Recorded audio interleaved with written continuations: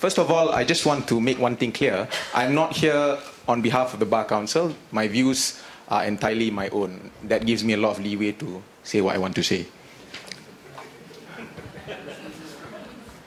Okay, it's a bit... The presentation isn't so...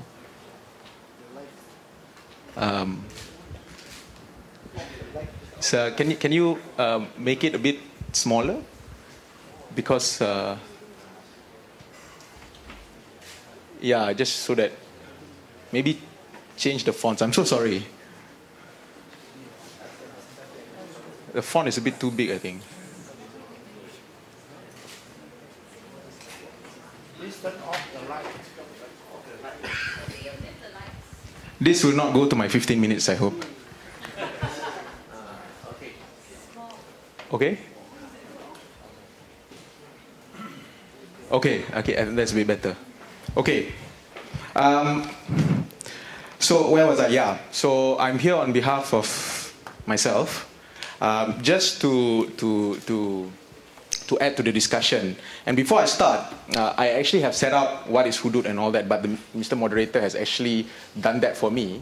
But I just want to make some points. Firstly, I think a lot of the discussion about hudud comes from a place where those who support it and those who are against it don't really understand what it is. And so you get a lot of discussions talking about something where people don't really understand. And in this, I think the responsibility of the people who actually want to implement it, it falls upon their shoulders because they want to implement it, so they have got to make people understand. And I don't think this has been done sufficiently enough. I'm not saying that PAS is not doing its job, but there are other people out there who are supportive of it, but are not doing their job to try and explain to people. And a lot of discussions out there, whenever you see a Muslim person in opposition or saying that it cannot be implemented, immediately the first question is whether you're a Muslim or not. Why are you going against God's laws? Okay? And when a non-Muslim questions it, the non-Muslim is told that, look, this doesn't concern you. Why do you even care? But I don't think this is the correct approach when you talk about something like this. Because it doesn't matter whether Muslim or non-Muslim, this concerns us all. Okay? If we keep looking at things from the spectrum of divisions as to, I have to look at something from my point of view and, as a Muslim without caring about what other people think, then we can never ever achieve true unity in this country. So, wow. I didn't expect that, thank you. Okay, so first few points that I think which has not been stated. In Islamic State, no such thing as separation between church and state. It's all encompassing. As I mentioned, hudud is just one part of Islamic criminal law framework. There's all these other things which the moderator has actually mentioned. Next. Okay. Hudud are the most serious crimes. Also, I think YB Hanipa and the moderator has also mentioned this. They are actually seen as crimes against God or crimes against limits ordained by God. So the responsibility is upon the state to punish these crimes. And as YB has mentioned, punishments are fixed. They cannot be reduced if a finding of guilty is made. And these are the four. Of course, the last one, the opinions, as the moderator has mentioned, is a bit divided, whether it is part of hudud or not, apostasy. But the rest, I think, is quite settled. Okay, next. In an Islamic state, hudud is for all, not just for Muslims. Okay, of course, except for drinking alcohol and apostasy. I mean, for obvious reasons. You cannot be guilty of apostasy if you're not a Muslim in the first place. The burden of proof, as YB Hanipa has mentioned, is very, very high. It's not just beyond reasonable doubt, without any doubt at all, beyond the shadow of any doubt. Oh, what happened? Okay.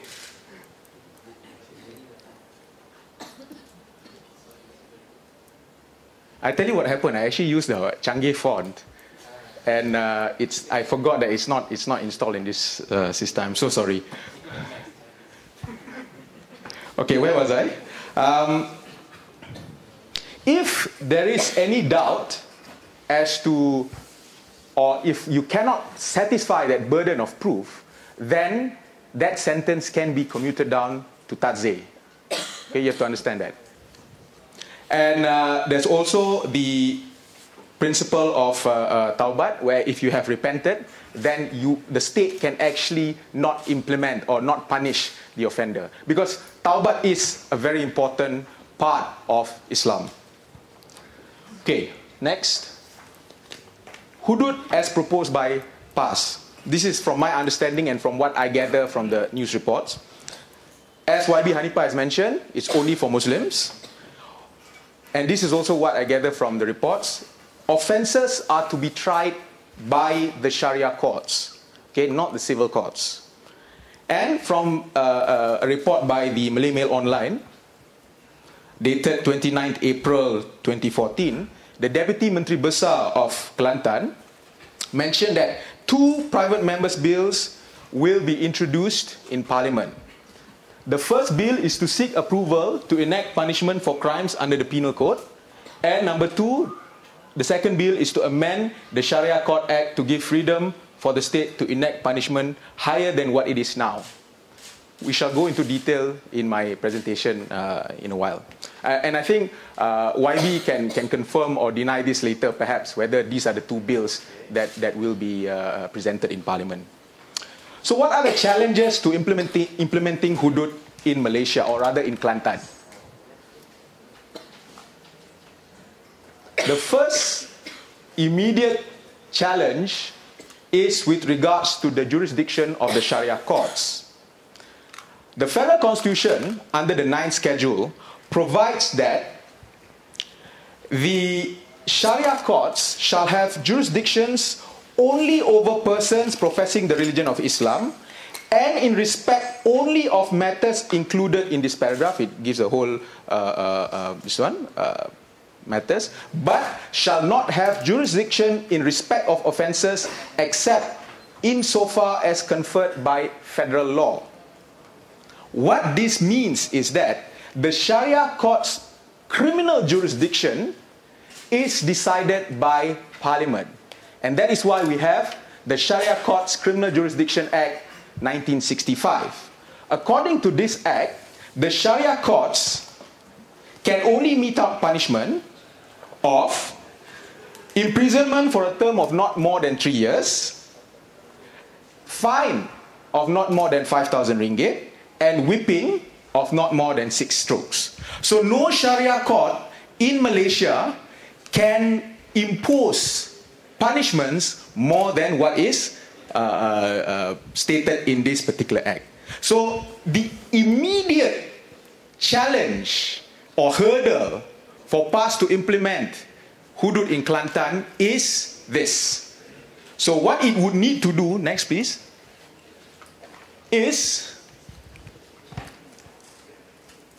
to amend this particular act, to give the powers to the Sharia courts in Kelantan to mete out punishment more than what is stated in this Sharia Court Criminal Jurisdiction Act. So that's the first one. And this can be done quite easily. You get a simple majority, it's passed.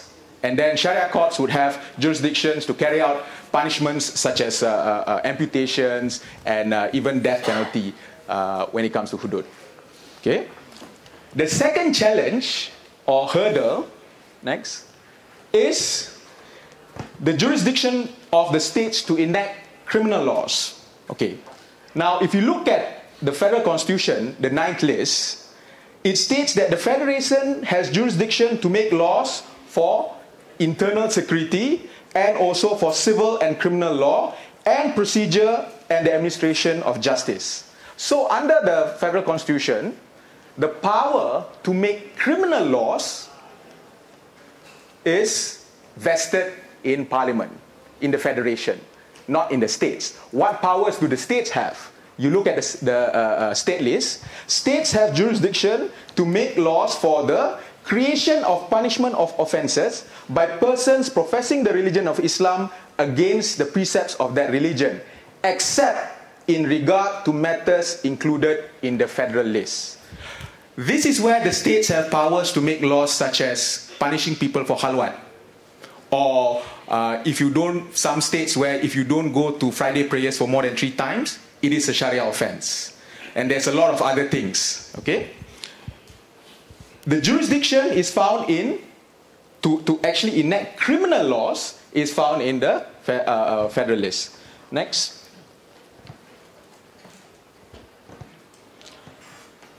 So as I've mentioned, state law cannot make into an offense what is already a criminal offense under federal law. So if you have the penal code, for example, and you have offenses in that penal code, the states cannot enact laws that basically have an equivalent in the penal code. So if you see the Sharia enactments throughout the country, you will see that the offenses in the Sharia enactments, they do not have an equivalent in the penal code. I give a good example. Prostitution itself is not a criminal offense. It's not under the penal code. What is an offense is for you to be soliciting for the purpose of prostitution. Okay? But under the Selangor enactment, for example, prostitution, melacurkan diri, is actually a Sharia offense. So do you see? So there isn't an overlap. And for good reasons, you will see later. So the second challenge is the jurisdiction of the states to enact criminal laws.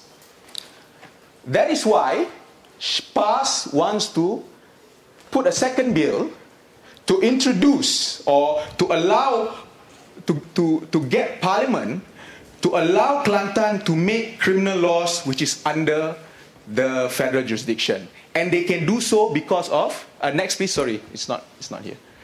And they can do so because of Article 76A of the Federal Constitution, which provides that Parliament, the matters in the federal list, which includes criminal laws, have the power to authorize the legislatures of the state, to authorize the states to make laws in respect to the whole or any part of that matter. So meaning, Parliament can authorize the states to make criminal laws. And this is what I believe PAS is trying to introduce with the second bill. Okay? Now, again, it would appear that all you need is just a majority passing this particular bill to allow it. Because it is provided for under the Federal Constitution, you don't need to amend the Federal Constitution. However, this is on the face of it. Next. Oh, it's really next. Okay. I would argue that the power of Parliament under Article 76A would not be enough to empower the state to enact criminal laws. This is because criminal law under the federal list empowers Parliament to make laws for everyone, not just specifically for Muslims. Okay? So because they don't have the power to actually make a differentiation between whether you're Muslim or not, in terms of criminal laws under the federal list, they cannot therefore give this power to Kelantan. So this is my argument with regard to the second bill, which I say that even if they pass it, it would not be enough. Third challenge. Say both these bills get passed by Parliament. Simple majority, UMNO decides suddenly to be Islamic and work together with PAS, and it is amended. Okay? When it comes to implementation, you've got a constitutional hurdle as well under Article 8. Article 8 is what we call the equality provision. All persons are, in theory, equal before the law and entitled to equal protection of the law. Doesn't matter whether you are a minister, doesn't matter whether you are a marhain, doesn't matter whether you're a lawyer buruk, you are all supposed to be equal before the law. Article 8 further provides that except as expressly authorized by this Constitution, there shall be no discrimination against citizens on the ground only of religion, race, descent, place of birth, or gender in any law. This means that you cannot be discriminated in terms of law. unless expressly allowed by the Federal Constitution. And then further on, it says that this article does not invalidate or prohibit any provision regulating personal law. Next. Implementing hudud in Kelantan, I would argue, would offend Article 8 of the Federal Constitution. Why? Firstly, because there would be different criminal laws for Muslims and non-Muslims in Kelantan. So the question immediately is that what if a crime jointly committed by a Muslim person and non-Muslim person, what happens then? Okay.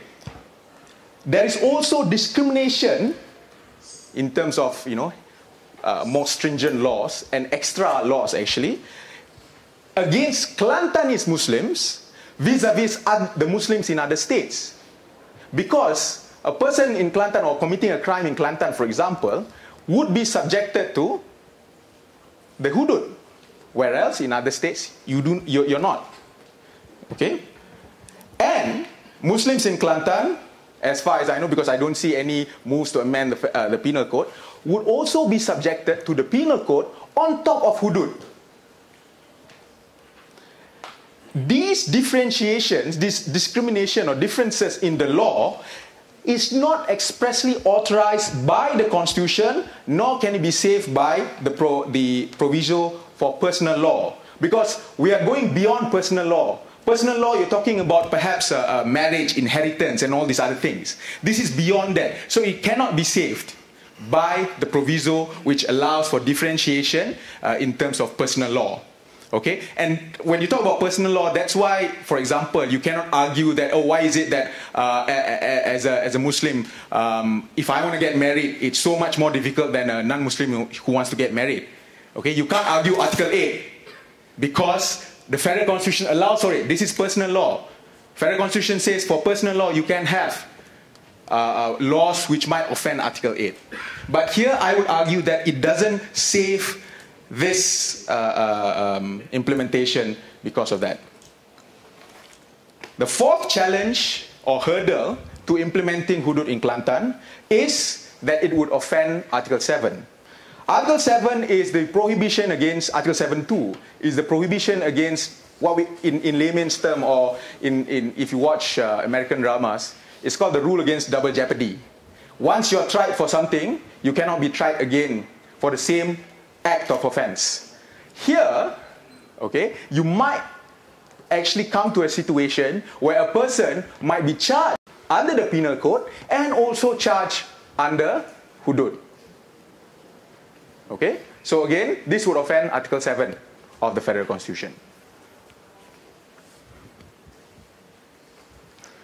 And the fifth hurdle is that this is a circular constitution. Now, of course, you're going to have the argument of whether it's circular or semicircular and all that. But what is clear is that Malaysia is not an Islamic state, regardless of what Dr. Mahathir says.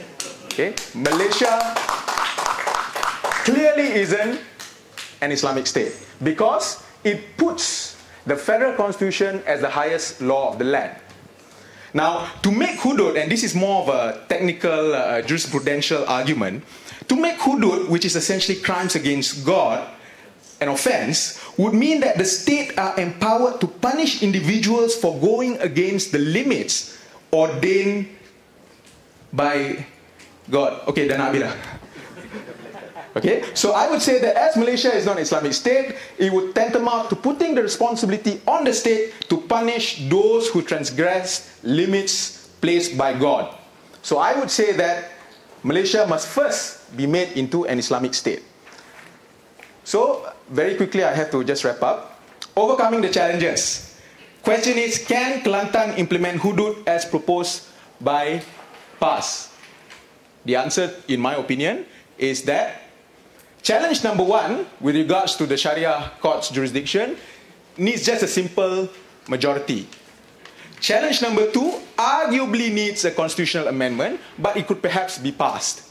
But challenges 3, 4, and 5 certainly need constitutional amendments. Even if these 2 bills are passed and Hudud is implemented in Kelantan, I would say that if you challenge it in court, there is a high possibility that the court will strike it down as unconstitutional.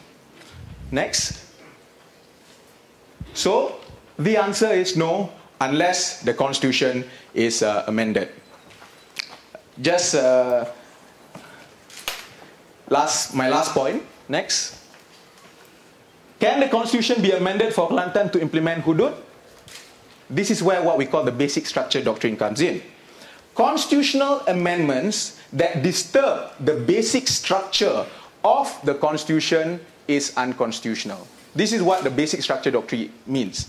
This means that, for example, if you change the Malaysia, the constitution, from a democracy to become a communist state, for example, you are actually disturbing the basic structure. The basic structure of the constitution is that it is a parliamentary democracy. If you make that amendment, then you would disturb the basic structure, and this constitutional amendment would become unconstitutional. So I would argue that amending the constitution to make Malaysia an Islamic state and amending the constitution to take away safeguards in Article 7 and 8 would disturb the basic structure of the constitution, therefore be unconstitutional. So I think I'll stop now. I've actually got other points which is beyond the legal arguments, but perhaps we can take it at the second round. Thank you. Okay, thank you.